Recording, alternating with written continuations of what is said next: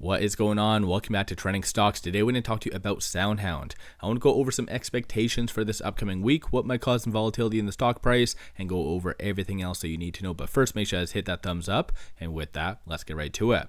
So SoundHound over this last week had a absolute amazing run. So over the last 5 days, up 67.22%. So the real question on everyone's mind is this going to continue or not? So starting off with some data points that might potentially move SoundHound, you have CPI coming out on Wednesday, December the 11th, and then as well on the 12th, you have PPI. Aside from that, that's pretty much it.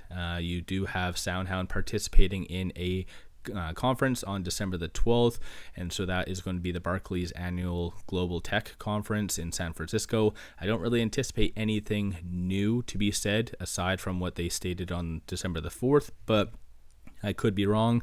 No matter what, though, I think that did really kickstart a lot of attention from big money. So in my opinion, this week, aside from CPI and PPI, it is going to be more of a technical driven week. And in SoundHound's case, that actually might stand to benefit. So starting off, going into this upcoming week, above all the key pivotal moving averages that I like to look at, so the super trend, ALMA, 50, 100, 200, so everything is looking very, very good on that.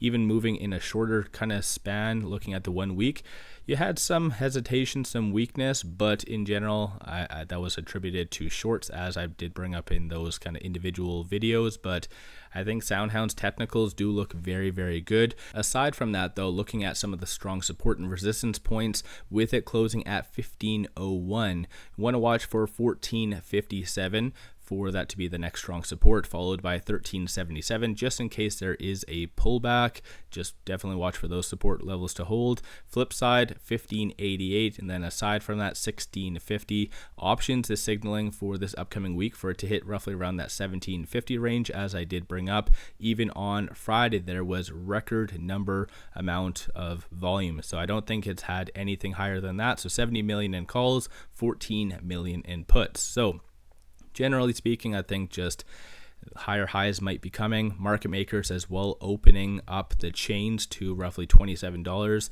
is a very clear sign that they see the possibility is there for it to move higher. Doesn't mean it's going to happen next week or the following week, but it is on the table for possibly mid to late 2025, or it could be anyone's guess. But in general, I think going into this upcoming week is very optimistic. You're going to have shorts very active. Even on Friday, I did bring up, they did increase first thing around 11.5 million shares, and then ultimately they still ended the end of the day with around 1.5 million shares, or 1.49.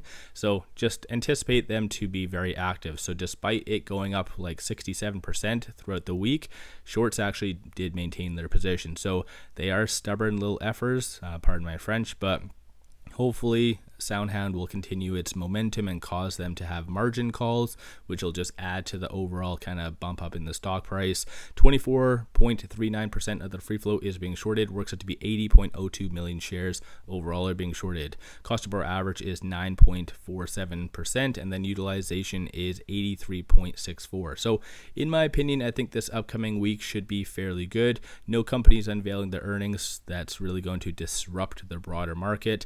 Potentially, if you want to wear a tinfoil hat, GameStop, if they do better than anticipated, that might cause more of a repercussion across the board for other heavily shorted stocks. But that's if you are one of those individuals that believes in kind of that tinfoil hat theory and all that stuff.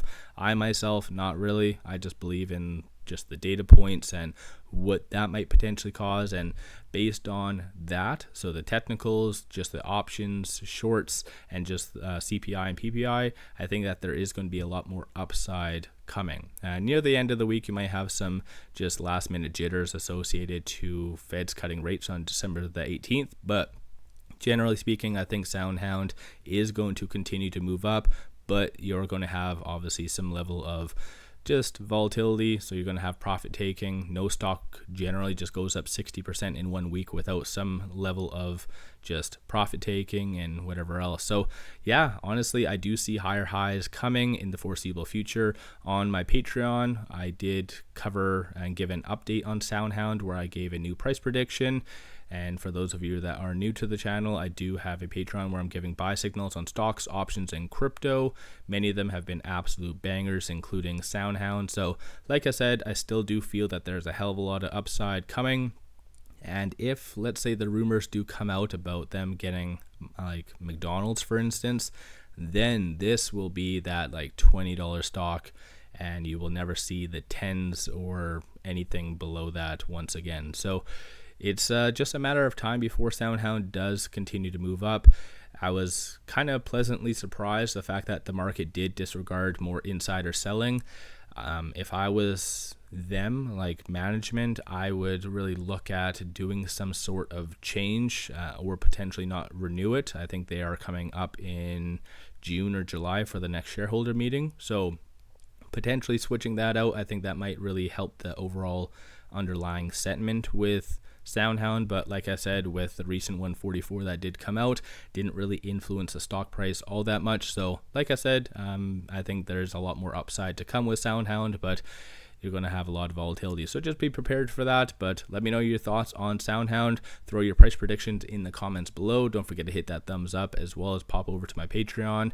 And I will be back to my regular scheduled broadcasting, most likely on Monday. So my apologies for the audio. I know it is very subpar and you hear a lot of background noise and all that other fun jazz. But I did take a quick trip across the pond to England, and this is kind of the best I have right now. So my apologies for the audio, and hopefully everyone's having an amazing weekend thus far. And with all that, appreciate all of you watching.